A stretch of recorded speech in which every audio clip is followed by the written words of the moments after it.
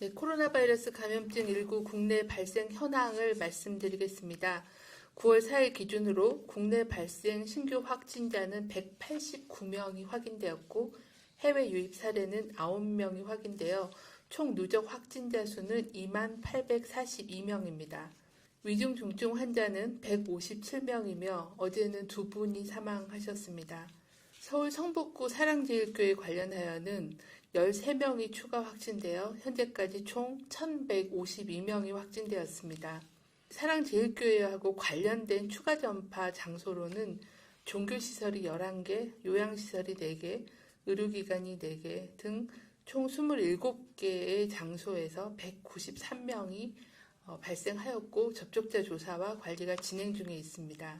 8.15 서울 도심집회와 관련해서는 11명이 추가되어 현재까지 누적 확진자 수는 473명입니다.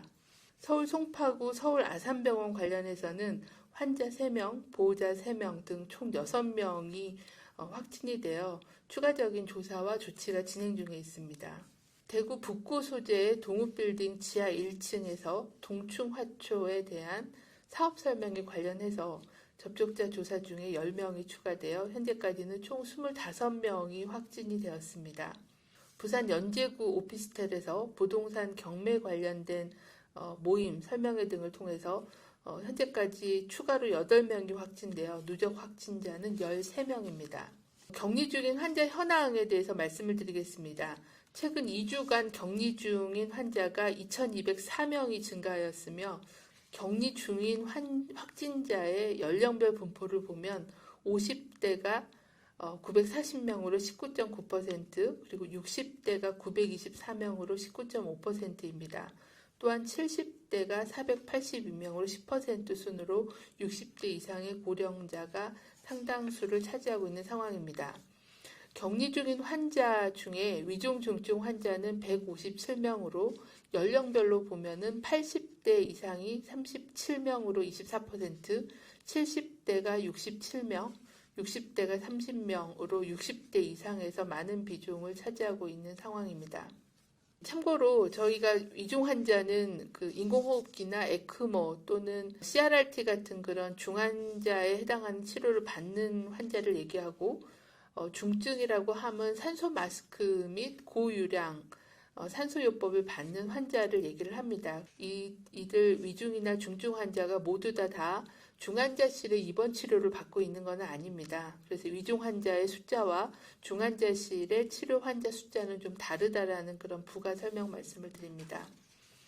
확진될 경우에 중증으로 이어질 가능성이 높은 고위험군인 고령층이나 기저질환자들은 코로나19 감염 예방을 위해서 고위험 시설 또는 고위험 모임인 방문 판매 업체에 대해서는 행사 또는 소모임, 그리고 여러 가지 다단계 업체를 통해서 일어나는 부동산 투자 설명회, 가상화폐 설명회 등 각종 투자 관련 설명회나 건강 관련된 그런 제품 판매하는 그런 설명회에는 참여하지 말아주실 것을 당부를 드립니다.